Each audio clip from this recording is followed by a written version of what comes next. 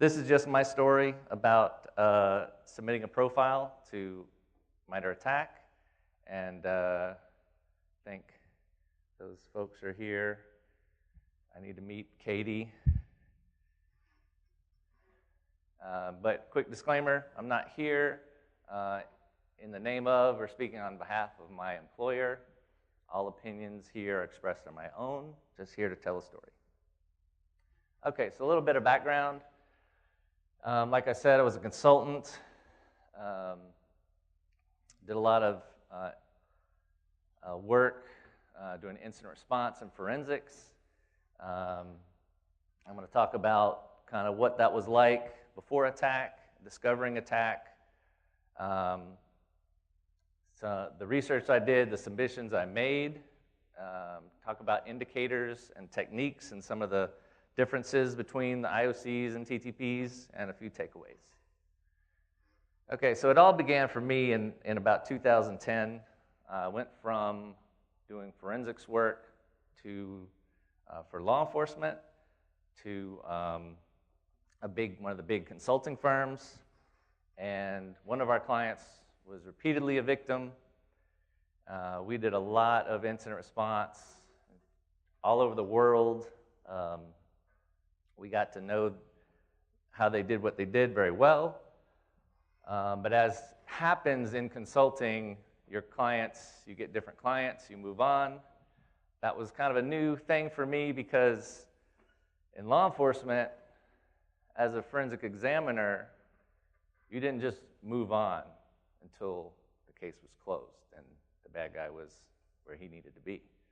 And so these guys kind of, in my view, got a pass from that. So I never forgot really about what they had done to our client, but life moves on. 4 years go by. In those 4 years, some things changed for me personally. I moved, got a new job, got married, and now I have 3 kids. And if you don't know, 3 is harder than 2. And both my bosses told me to have fun today, so I hope we have some fun today. If you're married, you know what I'm talking about, having 2 bosses. Okay, so, so 4 years went by, but I wanted to talk about and share, living through this constant barrage of repeated attacks and what it cost as far as time and travel and work. And there just wasn't a lot of things out there. I could talk about it, but I couldn't really share much.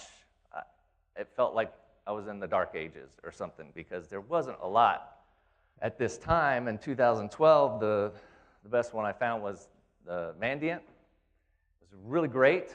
I shared this a lot, but it was one of 2 that I could find that really, I think, described well enough what was going on. So to me, it was the dark ages. And so in May of 2015, when the attack framework came out, was published, I immediately recognized it.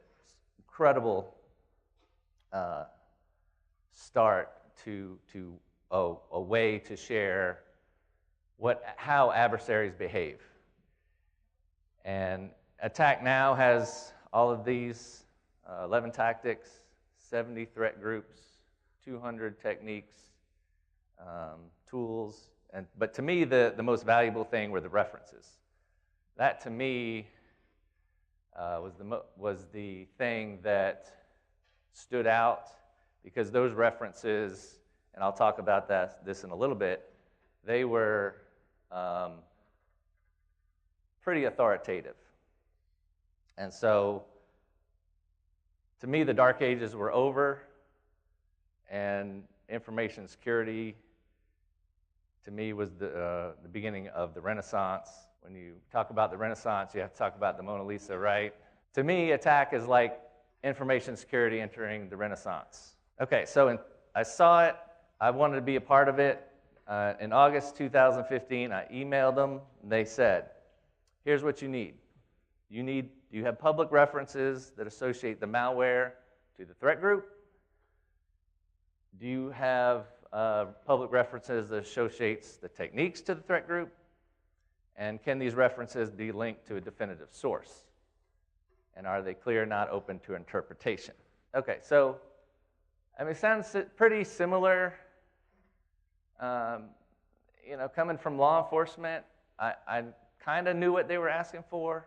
So I thought about it a little bit more. And the bottom line, they basically just wanted proof, right? And what is proof? It's simply evidence of the truth. And if you're former law enforcement, you know that evidence comes from the Latin word for video. They wanted to see and have it be obvious, right? So no, like, you know, nothing that you had to interpret, right? They wanted it to be definitive, right? And so, you know, they wanted, after looking into it a little bit more detail, they've since come out with a philosophy paper that details this even more. If you haven't read that, I recommend it. Philosophy and design paper, I think June or July they came out with it, and they talk about empirical evidence. And for me, former law enforcement, empirical evidence that supports your science-based investigation, that is your forensic evidence. So light bulbs went off for me. Okay, they just want some evidence. Okay, but they wanted empirical evidence, and empirical comes from the word experience. So experience comes from your senses. So again, they wanted to see and have it be obvious. It's hard to, video being the best form of evidence, it's hard to get, right? You don't often get your adversaries on video doing the crime. It does happen. Anybody seen the recent Mueller indictment? Thanks to the Dutch intelligence service, they did actually catch them on video. It does happen. But in October, they came back. They said, don't think there's enough public reporting to assert with high confidence of what I gave them. And they were right. There wasn't a lot. Most of what I knew from my experiences had not been made public. So I kind of knew some things, but I wasn't able to disclose. And so they were right to say, we don't think so. They said, we need to go deeper.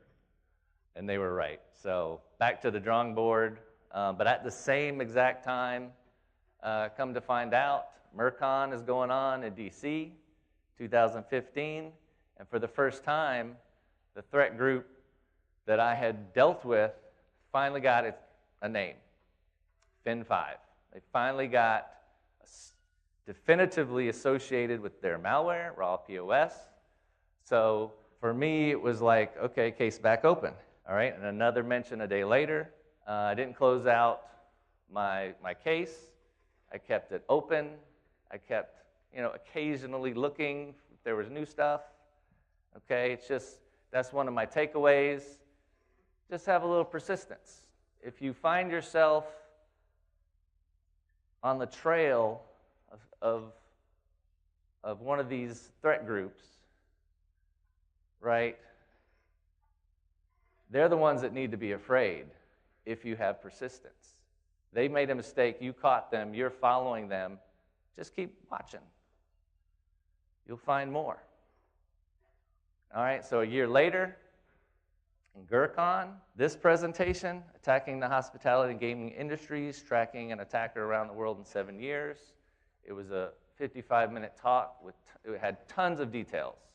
So much detail that I reached out to some former colleagues who were still consulting, and they confirmed it's exactly, we're talking about the same person. So Mandiant had been dealing with the same group that we were, and so it was really great confirmation. And the only thing that was different was some of the names. They like to name things differently, but after decoding that, it became obvious again that we were dealing with the same group, and now I had some information to add to mine. Another thing he mentioned in the talk, that these guys were in or around a place called Hackerville. Anybody heard of Hackerville? It's a place in Eastern Europe, one of the towns that is like the Ferrari and Lamborghini capital of the world, right? These guys, I'm not like super upset with these guys, but they're criminals. They belong in jail. From my experience, they're still out 7 years later driving Ferraris. I'm driving a Ford. I'm not upset. Okay, so they talk about their everything, their whole life cycle, right? From compromise to reconnaissance to privilege escalation, conducting their mission, completing their mission. It's all identical. I now have a great reference point. They use raw POS, right? Talk about how they do it. If it's raw POS, it's FIN 5, okay? Authoritative, direct proof. All right, so I keep looking. I find more. I had some of these because they've been around for so long. I knew there was more out there, so I start looking some more, and I find more. And so, you know, as an investigator, one of your jobs is to keep sight of the big picture, just like putting a puzzle together. Anybody like puzzles? All it takes is a little bit of time, a little bit of connecting the dots, right? So I took what I had, I made sure they were linked, but I come to find out there were more.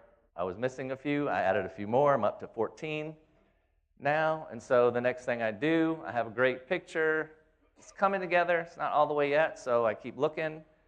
I go back to that MIRCON conference, and I look at who talked. There's a great resource out there called Con Collector. It's a database. It now has like around 50,000 speakers and presenters covering 2,000 conferences for like the last 30 years. It's a tremendous resource for finding out who has talked where on what.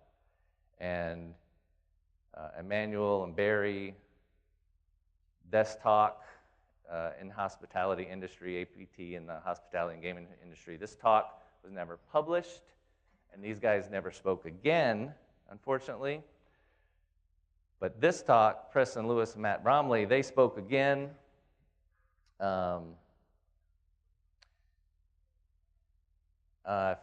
NOLACON last year, in fact, was Matt Bromley talked about their use of PS-exec and what version it was, had some great details.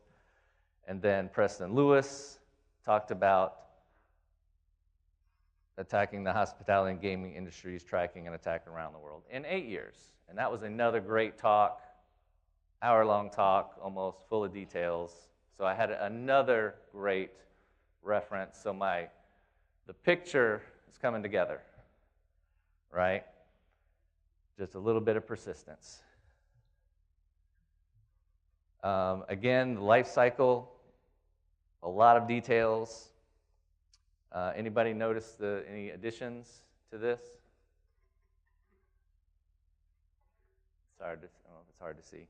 So they are slow to do many changes. I was surprised they did any because it still works. What they're doing is still working since 2008. But they did change. I guess things are getting a little harder. They added Mimikatz, which is the latest, greatest way to capture credentials, right, to their escalating privileges. They added Heidi SQL for reconnaissance, and they are starting to defeat single-factor VPNs for their initial access. So interesting additions to their techniques. Next thing I do to try to finish this picture so that it's pretty obvious for them is I use a tool called POC Parser by Armin Buscher, I believe is his name. It's on GitHub. It's a great tool if you want to extract IOCs out of PDF files, for example. Here are the hashes I got out of the reports. So I started researching the hashes just to keep going here. These reports were good, but they were not great. They were not the smoking guns or anything. So keep going. Next thing I do is I import all those hashes. Okay, I'm still driving my Ford, so I'm mad, but I'm not so mad I'm going to go through every single hash from every single report, right? Obsession is not required to do this, right? Just a little bit of persistence. So I found a shortcut. So I'm familiar with Maltego. It's a great tool if you're not familiar. It can handle CSVs, and you can do anything with it to create a visual. I created this. The yellow are the reports, and the red are the hashes. And some of the red are bigger, right? That's because those are the ones that are in multiple reports. So I focus on those. Turns up more reports, right? These guys have been around a long time. I knew there was more out there. These were definitive. These were directly linked. These were authoritative. So October 2017, I felt I had enough to make another submission. This included 10 tactics, 14 techniques from 30 references from 30 different security organizations. Carbon Black being one of them. They were great. So give a shout out to our sponsor.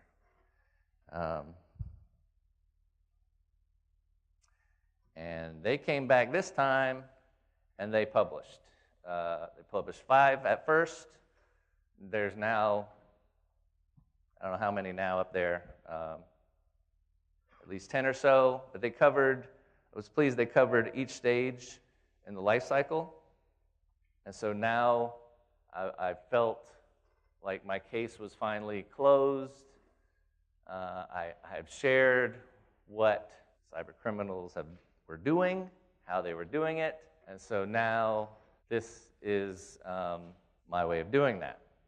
So some of my favorite of the techniques, being a former law enforcement forensic examiner, the anti-forensic techniques were my favorite. The removing of indicators, so they would delete the event logs. At the time, that's all you could do was delete. You couldn't edit them like you can now, thanks to NSA.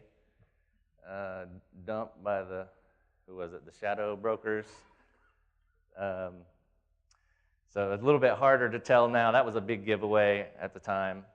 The other one was encrypting their tool sets. They would encrypt RAR files full of all their tools. And that was sometimes effective. We usually could crack the password, but not always. So it was sometimes effective. Time stomping at the time, that was not super effective because like on XP systems, there are 2 sets of timestamps, standard information attribute, the file name attribute, and at that time you could not change the file name attribute, only the standard information attribute, which is the timestamp you saw in Windows. The backup timestamp, there was no way to change it, so they were simply hiding from administrators, basically, by changing these timestamps. We had a tool, we could run a comparison pretty quick, and we could see what they did stood out pretty quick. Now, unfortunately, there's tools, there's ways to change both timestamps, so it's a little bit harder now if you're doing incident response. But there is a way, and I encourage vendors to, especially like EDR vendors, to grab this information. When you change timestamps, you're not changing the entire time. You're only changing the seconds, minutes, seconds, hours. You're not changing the milliseconds or nanoseconds. Those are zeroed out.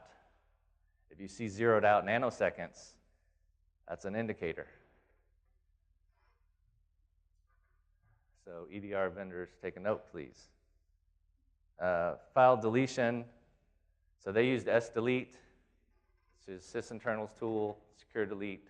It's very effective because it didn't delete, it overwrites And once that happens, there's no more evidence. Okay, here's a graphic. I just love this graphic. It was recently on Twitter. A guy by the name of Control Commando put it out there. I loved it because it shows that not all techniques are under just one tactic, right? So different adversaries use different techniques for different tactics. So I think that's just important to note. If you're trying to do attribution with attack, just keep that in mind. Attack will get you started, but it will not get you all the way there. All right, so if you find yourself encountering an adversary and you think there's any chance it's going to happen again, incident response best practices say you need to get the tools, the tactics, the techniques, right? This NIST is from the NIST best practices, and I recommend it because it works. We kept our client out of the news because we got their TTPs. We knew what they were going to do before they did it. So we could watch for them. We saw them start to complete their mission. We would cut them off before they could finish. Okay? If you're intelligence and you're sharing cyber threat intelligence, intelligence is more than indicators, right? Intelligence includes the tactics, techniques, and procedures. Okay? Everybody knows David Bianco, right? Pyramid of Pain. I just love this slide. This has been out, how long now? 5 years now. It's awesome. Thank you. This shows where attack lives. The attack framework lives. It lives up there in the TTPs that are so hard to change. That's why when you get those TTPs, you can predict what they're going to do with some accuracy because it's hard for them to change these things. Okay, hash values, trivial. IP addresses, right, easy. A little bit more about hashes in a second. And Joe Slowick, he has done some posts recently talking about indicators and how they essentially expire immediately now. It used to be they were useful for a little while, and I think if that was ever true, that's no longer true, unfortunately. And Threat Connect said the same thing not long ago. A guy by the name of Wade Baker, who, if anybody's familiar with the Verizon DBIR, the Data Breach Investigations Report, he helped spearhead that. That's a great report. Been reading that for years. I love that report because it's based on the empirical forensic evidence also. But IOCs, again, not lasting long. Hash values. If anybody heard of WebRoot, they now have one of the largest hash databases available. For the last 3 years, over 90% of malware has only been seen on one endpoint. So it's really brief, really narrow shelf life for hash values in particular. So don't count on an IOC getting you out of trouble. Okay, adversary emulation. It's another great use case for the attack framework. I was kind of skeptical about this at first. I'm like, how are you going to pretend to be an adversary? You don't know what an adversary is going to do. Well, if you know their TTPs, you can't just change those easily. You can, you absolutely can, right? IOCs are backward-looking, TTPs are forward-looking. So you absolutely can, in a meaningful way now, thanks to how empirically supported these techniques are, it is absolutely something you can do, and they're in the process of, in fact, testing a lot of the EDR vendors right now. And I very much look forward to those results, because those are going to show who can detect what. It's very exciting to be, part of the renaissance here. Okay, so there's only, I think, two, and correct me if I'm wrong, there's two, I think, categories of things. There's still vendors out there who want to spread and sell on your fear, uncertainty, and doubt, right? Well, there's still a couple of things to worry about. One of them are things that are not in attack yet. The second are adversaries like this, for example, who are, in this case, APT29, which I know some of you are very familiar with, and I want to talk to you later, because you know more than me. But here's an example of how bad it can get. You gotta, if they're determined and they're persistent and they're not giving up, it can take months to get them out of your systems. And this is just an example of worst case scenario recently read about. David Sanger had a book recently, I don't know if anybody's read it, called The Perfect Weapon. Talks about this situation, and anybody, Rob Joyce from the NSA, he talked about this at DEF CON this year. It was in the book, it was called A Digital Dogfight. Incident responders had very rough time with getting them out. And I don't know if it is this talk by FireEye, but this talk was about APT29 as well. Very interesting talk. I recommend you check it out. It's a very amazing, from an incident responder's standpoint, very cool story. Nick Carr and Matthew Dunwoody from Mandiant, given this talk a couple times, I think, now. It's really amazing what they can do. So if you run into an organization bigger than yours, it's okay to call for help. I recommend you call. There's two I can recommend to you. FireEye and also CrowdStrike. They're two of the incident response firms, the only two in the world that are both accredited by the NSA and by the payment card industry. So they're in the news a lot because they do a lot of good work. So call for help if you need it. In the meantime, I recommend you, if you run into an attacker, recover what they're doing, recover the evidence. If your forensics guys aren't drawing you that picture, get them to. If they can't do it, get outside folks. You can determine how your attacker likes to operate, right? You can get left. Ever heard of left of boom? You can get left of them. And David Sanger in his book talks about left of launch, which I thought was pretty interesting. Talking about the North Korean missile launch and how we actually apparently stop some of those with electronic means. Pretty interesting. So just a little persistence is all you need to put together that hard evidence that can now be shared thanks to the attack framework. So get out there, share. If you run across something, let us all know about it. All right. Thank you very much. Appreciate it.